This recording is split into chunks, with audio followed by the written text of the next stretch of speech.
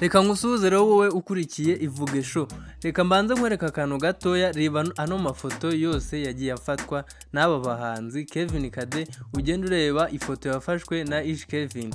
Ano mafoto rero ushobora kugira ngo baba bagiye muri studio bagakoresha ano mafoto, ariko ukuntu bimeze aya mafoto yose uri kugenda ubona ntago baba bagiye muri studio, baba bayakoreye mu rugo iwabo aho bibereye. Ngiye kukwereka rero application ushobora gukoresha ugakora no mafoto ameze nk'ayo muri studio, ariko wakoresheje phone yawe yonyine wibereye mu rugo iwawe nta mafaranga ugiye gutanga muri studio. Application rero ibikora, ngiye kukwereka ukuntu babikora neza, hanyuma ukurikiza ubu buryo ngiye kukwereka. Uragenda ukora ifoto yawe ugire ngo ni ifoto wakoreye muri studio, nta tandukaniro rihari. Reka dutangire rero mbereka application uri budownloading kugira ngo ubashe gukora ano mafoto uko ameze, nawe aba ariko ugenda ukora amafoto yawe ugire ngo wayakoreye muri studio. Rero reka ubanze ujye muri Play Store, nurangiza kugera muri Play Store uze urebe background erase remover BG.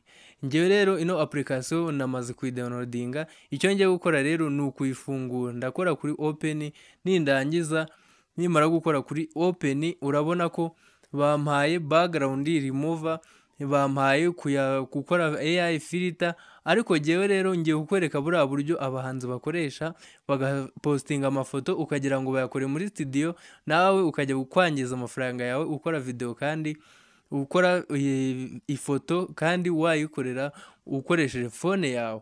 Uraza hano rero kuri background remover, hanyuma ukore kuri remover background. Numara gukirikaho rero urabona ufite amafoto menshi agiye atandukanye.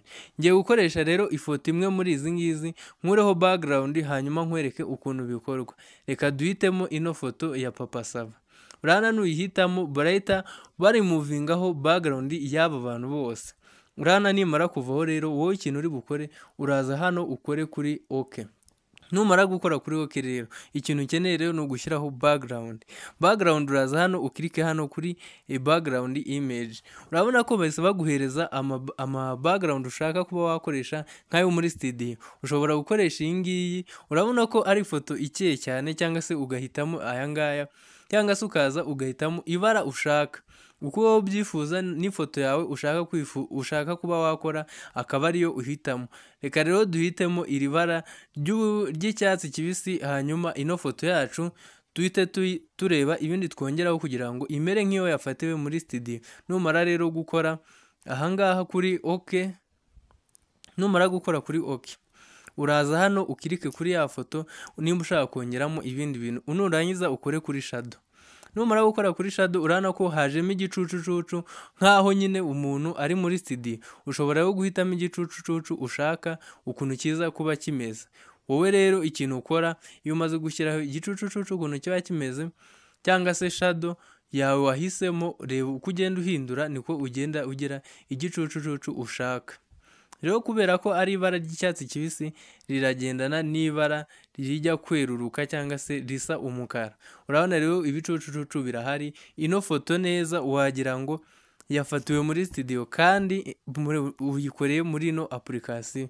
Nurangiza rero gukora ino foto yawe uraza ukore hano kuri save. Numara gusavinga ifoto yawe iraba yagezemo.